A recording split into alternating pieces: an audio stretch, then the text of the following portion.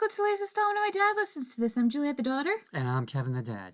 And this week, we are covering the band and the album Violent Femmes. Not the Violent Femmes, just Violent Femmes. So, Dad, what do we need to know? But first, I must ask the important question. Are they violent or femme? Stay tuned. Okay. Violent Femmes first consisted of Gordon Gano, Brian Ritchie, and Victor DiLorenzo. Not femme. Couldn't resist. Keep May I going. continue? Yes.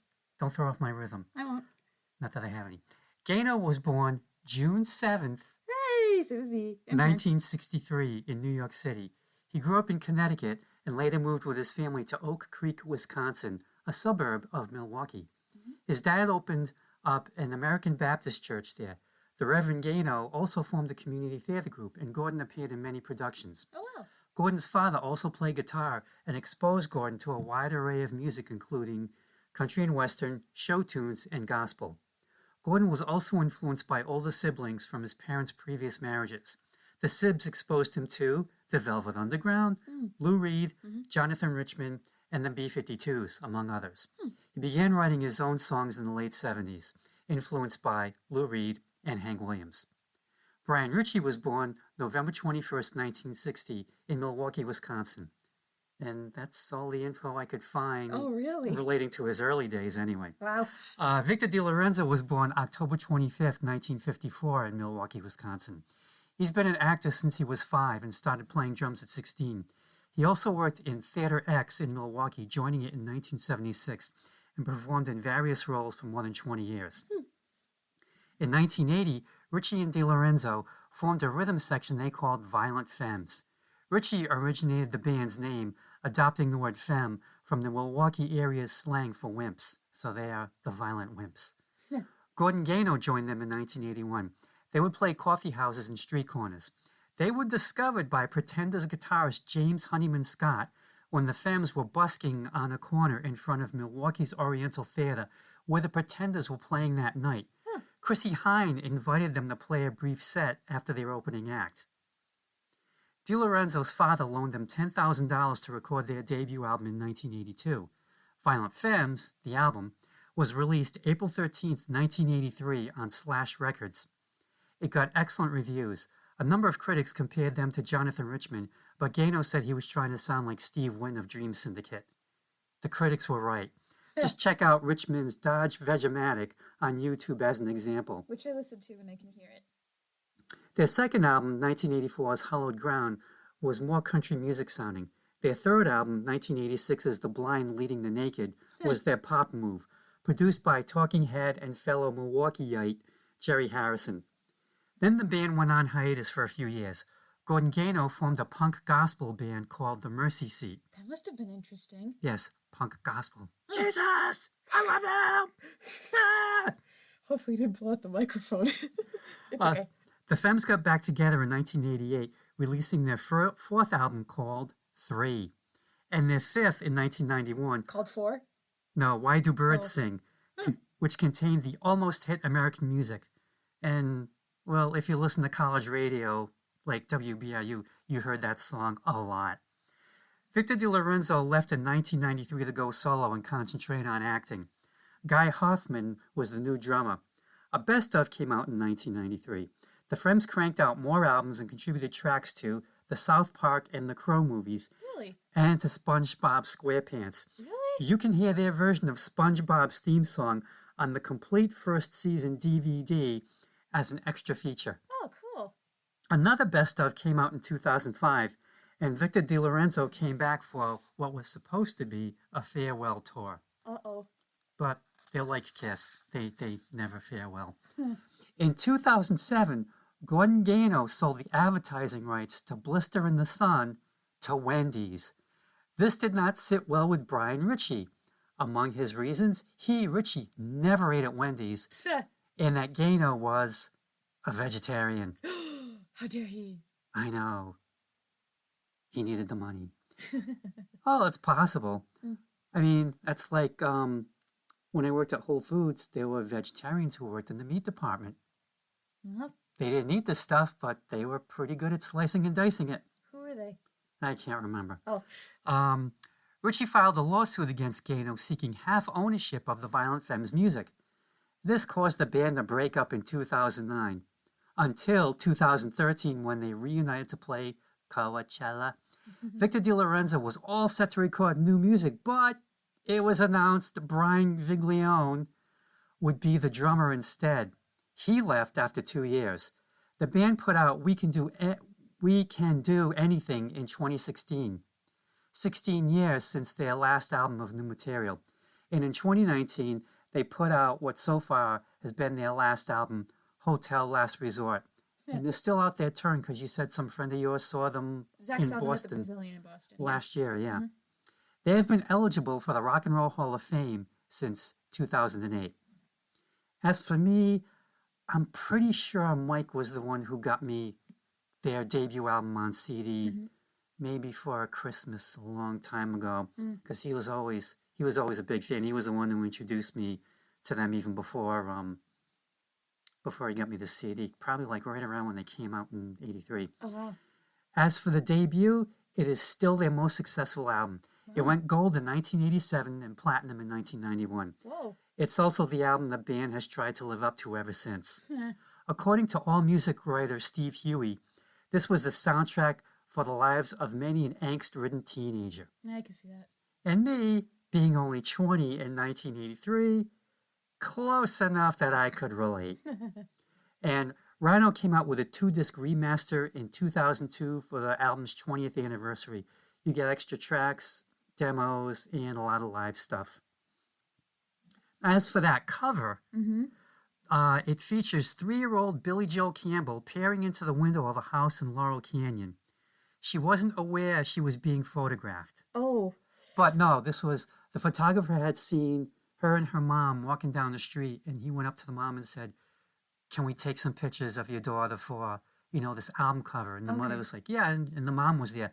But they didn't tell the kid because they wanted to be natural. Okay. What they did do was that they told her there were animals in the house. And so she's looking through the windows, looking and looking. And in later years, she was being interviewed and she said she got really pissed off because she couldn't see any animals. Like, where are they? Where are they? But she was paid $100 for the photo shoot. Okay, that's like $1 million when you're that age. Yeah, 10 it years is. old. But I'm not sure what the significance of the photo is. I mean, all I can think of it every time I see it is that house really needs a paint job or vinyl siding or something. It's just a mess. The 3 big songs on college radio were Blister in the Sun, Add It Up, and Gone Daddy Gone. The playing is mostly lo-fi acoustic. The Femmes pretty much stuck with the instruments they used playing on the street corners. The CD booklet contains the lyrics in teeny-weeny handwritten Istrano-vision. So I saw that and I was like, oh no, I'm going on Google for these. Yeah, so get out your magnifying glasses or Microscope. Just look them up online. Yeah. Let's dive in. First track, Blister in the Sun. The opening acoustic guitar hook and drums are as catchy as anything. Oh, yeah. As for the singer, his voice is not at all what I was expecting. The first half of the song, he sounds like someone who you could tell they were annoying when they were a kid, all up in your face and going, yeah, yeah, yeah, yeah. But then when he whispered, he sounded like my friend Zach and didn't sound annoying at all. And I realized what this music reminded me of, cafe open mic nights. Because of the intimacy of the sound, the instruments you have available, and the sound quality of the singer. As for the song itself, not as annoying as some cafe open mic night numbers I've heard, and the whispering would definitely get my attention, wondering why the singer made that choice. It doesn't blow me out of the water, mostly sounds like stuff I've heard before in public and have tuned out with a few surprises. This is their most famous song, and I guess you could almost call it folk punk if you wanted. I can do that. And it's really catchy, just like you said, that opening. And it goes on through the whole song. But what is this song about, you may ask? Gordon Gano said it was about feelings that come from drug abuse. And the opening verse gives credence to that with I'm so strung out, I'm high as a kite. But then we get to the lines, body and beat, I stain my sheets, I don't even know why. And that sounds like a different kind of abuse, if you will. Yeah. So, it's either getting high or getting off or whatever. Gordon Gano's whiny vocals sell it. And they would spend the rest of their career trying not only to live up to this album, but just to this particular song. And as for the image of a blister in the sun, I made the mistake of Googling sunburn blister. Oh, why? Oh, so gross. Oh my God. Some of the pictures looked like me when I used to get big ass poison ivy blisters as a kid, like between the fingers, and it would fuse them together, or getting them like on my arms and legs. Oh, it was just, And the thing is, you don't pop those things because the juice kind of spreads and then you get more blisters. Oh, ew. Yeah, and you kind of have to like wait it out and try not scratch, and eventually they shrivel up and die. Well, hopefully if we haven't grossed off all our listeners, let's go on to the next one. Let's continue, shall we? It's not going to get as gross as that, I promise. Yep. Next track, Kiss Off. No, you kiss off. Oh, okay. Well, I'll just end the podcast right here, right now. Okay, good night, everybody. No. All right. Is this slam poetry? That was my initial thought. The singer is now in their lower register, which I enjoyed, more sinister. And then that intense strumming came in loud, and I went, whoa. I knew this song was going to be different in a good way when I heard, I hope you know this will go down on your permanent record, which made me laugh. Ah, yes, the oh-so-threatening permanent record threat from high school that was full of crap because it didn't exist. Something tells me these guys heard that phrase a lot with the performance the singer gives delivering those lines. And the best part of the song is the bridge, as the singer counts all that he's taking back from the people who took from him. The lyric, I forget what 8 was for, made me laugh, and I love the alliteration for number 6.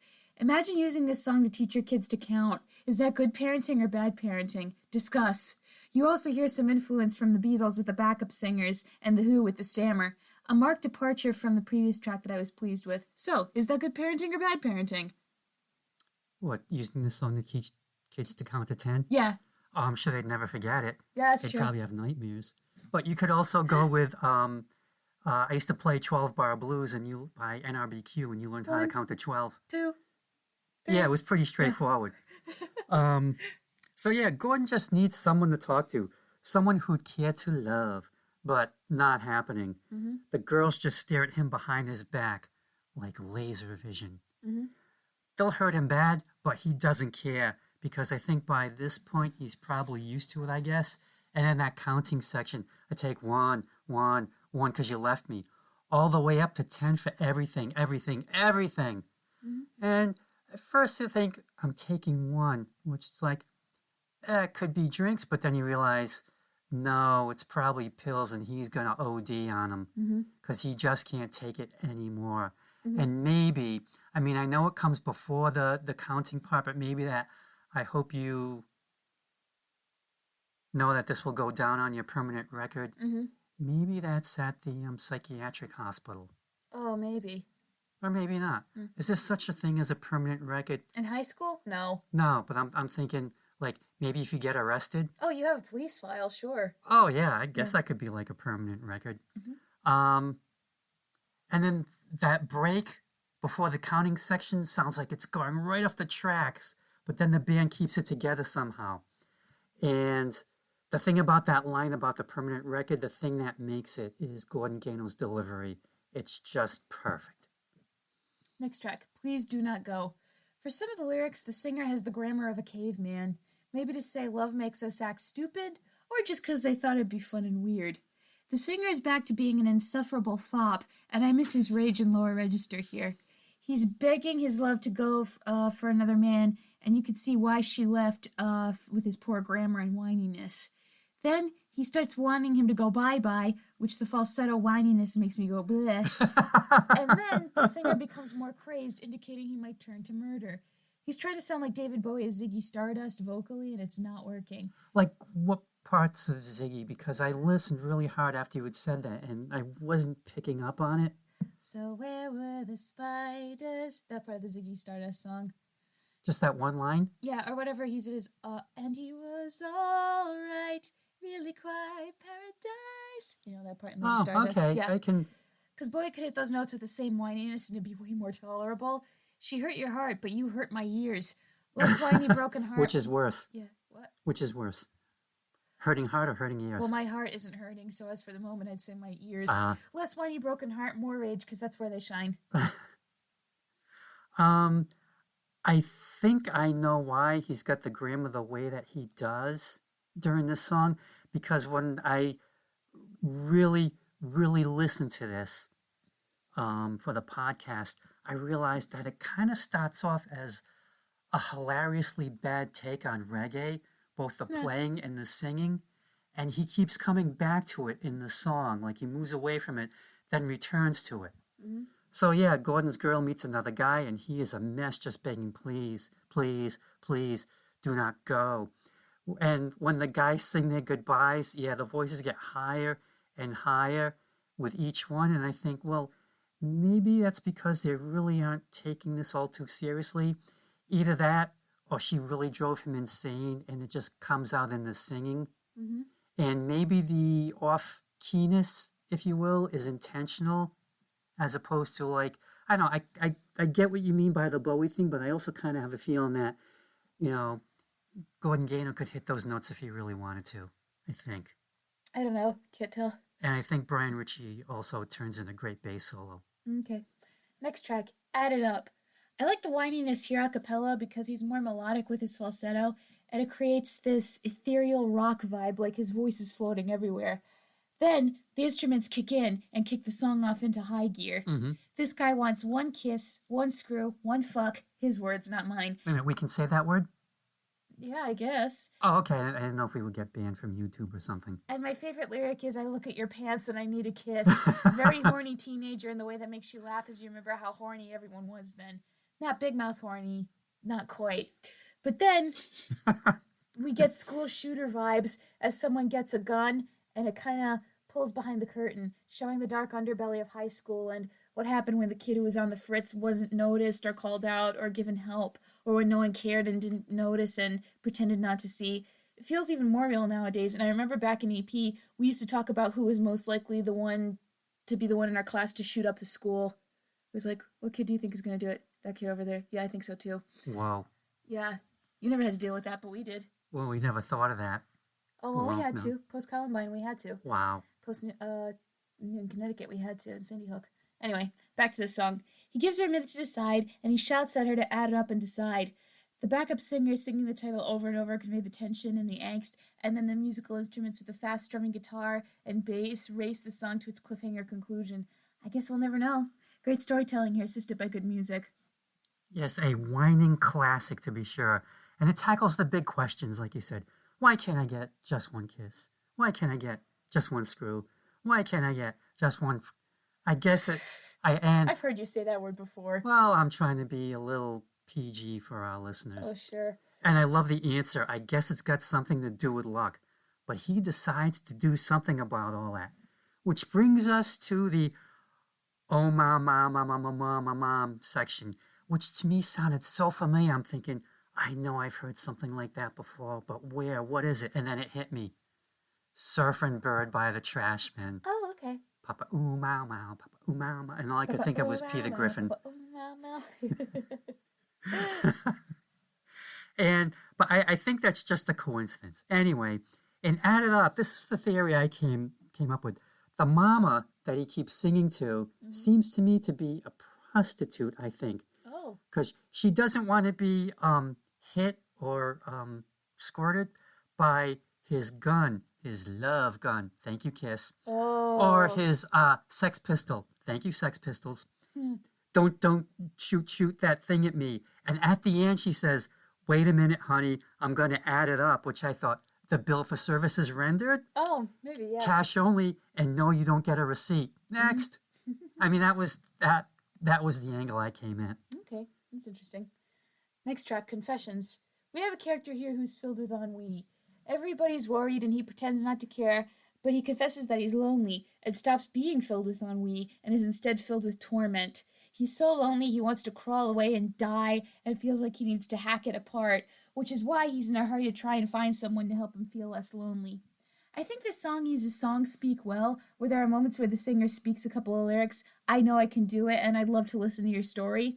He's determined to make the people who wronged him pay, and the song goes into chaos before he's back to boredom and burnout, and he's just weary and wants to give up. After his torment, he doesn't want to hear about anyone else's. A surprisingly poetic song that uses its 6 minutes well. Yeah, Gordon observes that people worry. What are they worrying about? Seems like there's a damn good reason to worry. He says he'd like to sit around and listen to your story if he wasn't in such a hurry. But he does seem to have enough time to tell us how lonely he is. It's all me, me, me. We might get to you later or possibly not at all. Mm-hmm.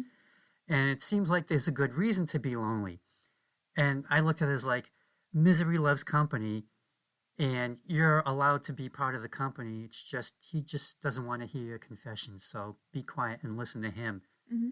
And musically, this is the longest song on the album at about 5.5 minutes. And it's played so slowly.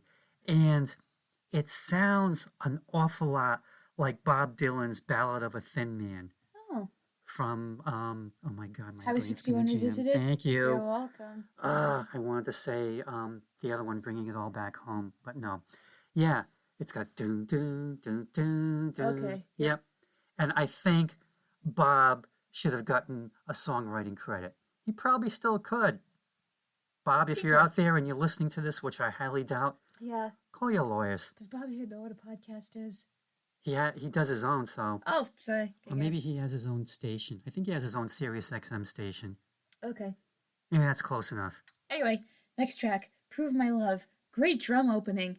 This man is in a new relationship, and something reminded him of the pain of his past and how bad it used to be. He doesn't want that to happen with his new partner, so he asks, what does he have to do to prove his love? And he'll do anything. My favorite part are the lyrics that reference sweets and Baskin Robbins. Special favors come in 31 flavors. Sondheim wishes. We're out of mints, past the lifesavers. I'm dropping hints for candy-coated tongue. Genius. And then the chorus of What Do I Have to Do is so insanely catchy. What do I have to do? What do I have to do? You have to continue. And then when he announces the third verse, same as the first, and basically does a soft restart of the song, it's great. A song that was 2 minutes of pure fun, and I hope she and him are very happy. Huh. Well, Gordon tells us he was reminded of how bad it had gotten, how sick it had become, but it could change with this relationship. And he sings derange, which, some people, in songs will sing, D, or what have you. They'll stretch out the word. But I thought, I don't think he's stuttering. It's like he wants to stop either himself or things in general from becoming insane. He wants to derange, if that makes sense. Anyway, and he asks, what does he have to do to prove his love? Basically, what does he have to do to make this relationship work, just to make things right? And, tell him and he'll do it, even if it's cliched stuff like, climbing a mountain, or I'm going to cross that ocean. But if you cross the ocean, are you going to cross back? Or if you're going to cross the ocean, are you crossing with her? Because if you cross that ocean and she's still where you left her, it's not going to work. Yes, I actually think of these things. But anyway, he would do it all. And it's like he's eager to please, and it's like a little too eager to please, which can smack of desperation, and you've got to have some self-respect. Yeah. I mean, if you're at that point where you're begging, then maybe you should drop it. Next track. Sorry, I got to comment on one more thing. Third verse, same as the first, is a tip of the hat to Herman's god-awful song, I'm Henry VIII I Am. Because in that one, he would sing second verse, same as the first, and basically it was the same verse through the whole damn song, which was about Peter Noone was a singer for Herman's Hermits. I don't know who Herman was, but he's this character, Henry VIII, and basically he's the 8th husband of this woman who will only marry men named Henry. Don't know what happened in the first 7, which is proof that not everything that came out of the British invasion was that great. Is that in Dave Barry's book of bad songs? It could be. I'm not 100% sure. If not, it should be. And the Ramones also acknowledged the second verse, same as the first, in their song, Judy is a Punk. And I know Judy personally, and no, she is not. Next track. Promise. These timeless lyrics. You know that I want your loving. Oh, yeah. But my logic tells me that ain't never going to happen. And my defenses say I didn't want it anyway. But you know that sometimes I'm a liar. Which if you hear those lyrics and can't relate to them in any capacity, You're lucky. then I don't know what to tell you. I really don't. He wants a sign that this person will promise to love him, but he senses impending ruin if it happens potentially. And the ending is so abrupt, maybe because he's so fed up with how this is making him feel, and he decides, you know what, I'm done, so I'm going to stop thinking about it. And that's it. Mm-hmm. Yeah, that opening verse just says it all. Like, I mean, I've been there, thought that, but not as eloquently as Gordon Gano expresses it. I mean, it's just perfect. And then it goes downhill from there because he's not giving up. Could you ever want me to love you? Could you ever want me to care? And worse, disregard my nervousness. Please ignore my vacant stares. Yeesh, it's a great way to call attention to those behaviors. If she wasn't nervous before, she's probably really nervous now. Yep. Next track, To the Kill. The song can be summed up very succinctly. Guy is bumming around, not doing much of anything, when his girl up and leaves him and goes to Chicago, to which he says, "Aw, come on, babe, go ahead to the kill." And I feel like the music shows how much he's losing his mind as everything unravels around him, because he's not motivated to get up and do anything. And I didn't feel bad for him. Yeah, you're a loser. Of course she left. I don't know what else she owes you. Bye. We get about 20 seconds of chaos before the band settles down, and they bring that chaotic moment back again about halfway through the song. And Gordon ain't had no fun as usual. His girl took his money and went to Chicago. But he sings, if it's all right with her, he tells her to go ahead to the kill, which I think, for me, it meant that he just wants her to finish him off, just to put him out of his misery, because he just can't take it anymore. Because apparently running off to the big city with his money wasn't enough. And I guess if you were in Milwaukee, Chicago was the big city, the second city. It's got the lights, it's got the action, it's where everything is. Because where else would she go? Next track. Gone, Daddy, Gone. Oh, this is wonderfully creepy. He's fantasizing about this girl who he loved once and is now gone. He might be doing something else while fantasizing based on the tone of his voice, but I won't get into that. Let's just say big Joe Goldberg vibes, and I fear for that girl's safety if he sees her again. There's a scene in season 1 where he's stalking a girl, and he's watching her get into bed with another man, and he does something in the bushes. I'll leave the rest to your imagination. Wait, what show is this? You, on Netflix. Oh, okay, thank you. But I love the twistedness of this song. Was he watering the bushes? You could say that. I think I'll say that. And then an awkward moment came up when this woman goes up to him and is like, "Young man, can you help me with my suitcases while I get in my taxi?" So he cleaned his hand really quickly and then helped the old lady with her suitcases. Because he's a serial killer, but he's a gentleman, I guess. Anyway, I love the twistedness of this song, and the xylophone or marimba conveys the weirdness of his feelings towards this person he's obsessed with. He doesn't know where she is at all, but he seems determined to find her. And to that I say, you better run for your life. Fun and twisted. Hello? Hello. How's it going? Good. Good. More xylophone. Where's that girl from high school? Gordon can only guess. But she's gone, Daddy, gone. Along with her love, or what he thought was her love. Yeah. And she must have been happy to have left high school and gotten away because he's still sure he can love her, which isn't that good. Yeah. She's moved on, but he hasn't. And it's definitely not good for him. Though if this song was to take place nowadays, it would not be good for both, what with the ability to track down anyone on the internet these days.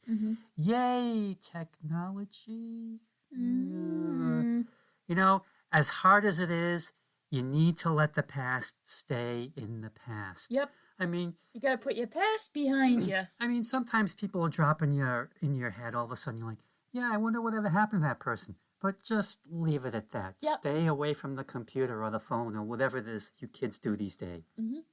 More xylophone. More xylophone. That's the only bit. It just makes that song. That's the only bit of xylophone we get. It kind of makes not a sad song, but a scary song happy. Makes it crazed. Next track, Good Feeling. To me, this is a song about depression. When you finally start to feel a shift in mood, but it seems like it won't last long and you just want to stay with it as you lie in bed. If I put this song on during a depressive episode, I'd probably sink into it all the more. And the use of strings here is beautiful, making it sound like a melancholy romance. And we just get the lyrics repeated over and over to convey this feeling, and boy, does it stay with you. Proceed with caution on this track. I looked at it differently. I thought, finally a respite. But that respite is unconsciousness, or sleep. And Gordon I just can wants relate to that. that good feeling to stay with him just a little longer, just a little longer before he has to wake up and realize, oh shit, I'm me. But before that reality sinks in, we get this pretty dreamy song. Very, very nice. Next track, Ugly. This song reminds me of a book I read where this girl was a reality TV dating show contestant and she fell in love with the handsome bachelor-esque lead. Then when she got to spend time with him after the show, all the glitz and glamour went away and she realized he was a schlub.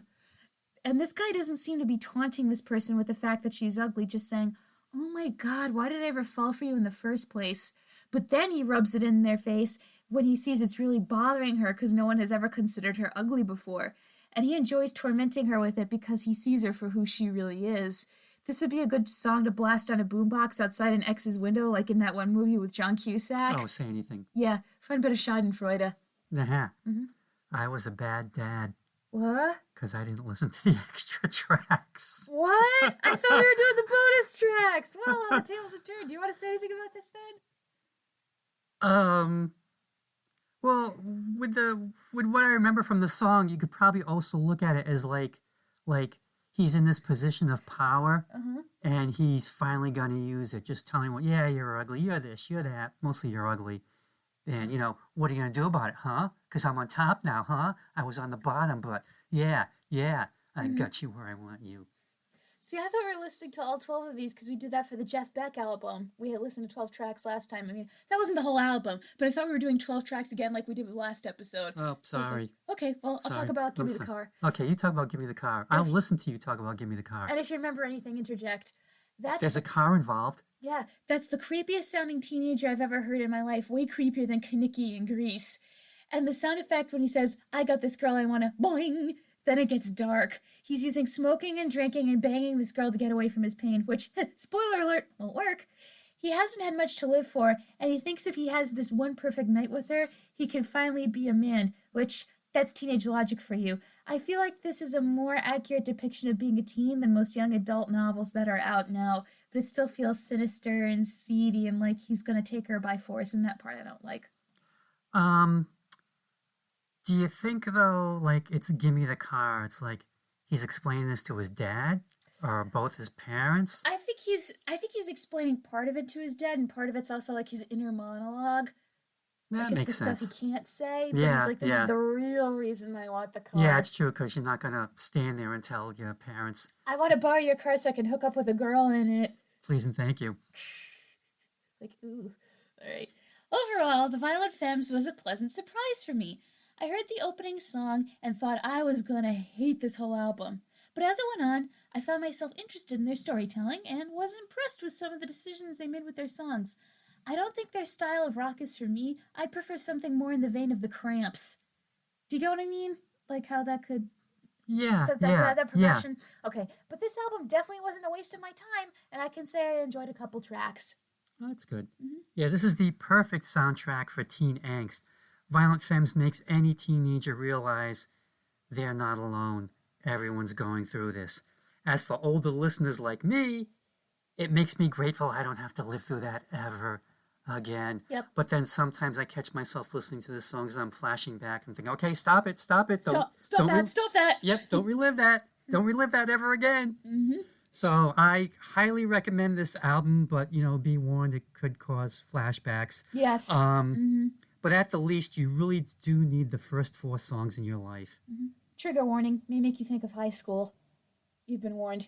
Yeah, that's true. Yeah. On that note, as always, thank you for listening to the latest installment of My Dad Listens to This. Like, comment, subscribe, and all that jazz, please, because remember, the more you interact with the video, the higher chance we have of being seen on the YouTube homepage. If you're friends with me on social media, I post the episodes there. And if you're friends with my dad, just tell him what episode you want to listen to, and he'll shoot an email right to your inbox. And as always, if you appreciate the hard work we do, please leave a tip in the tip jar on Ko-Fi. As always, thank you for listening to the latest installment of My Dad Listens to This. We'll be back next time with another album to nitpick and gripe about. Dad, anything you want to say before we sign off? 10, 10, 10, 10, which they used to play every single week on WBRU. Back in the 80s, they had this countdown show called 12 Cuts Above the Rest, and someone had to go through and find a song with 12 in it, and a song with 11, and a song with 10, and going down the line, and that's how they would introduce each song so you know what position it was. So you would hear Gordon at least once a week going, 10, 10, 10, 10. Hashtag bring back WBRU. Mm. Bye.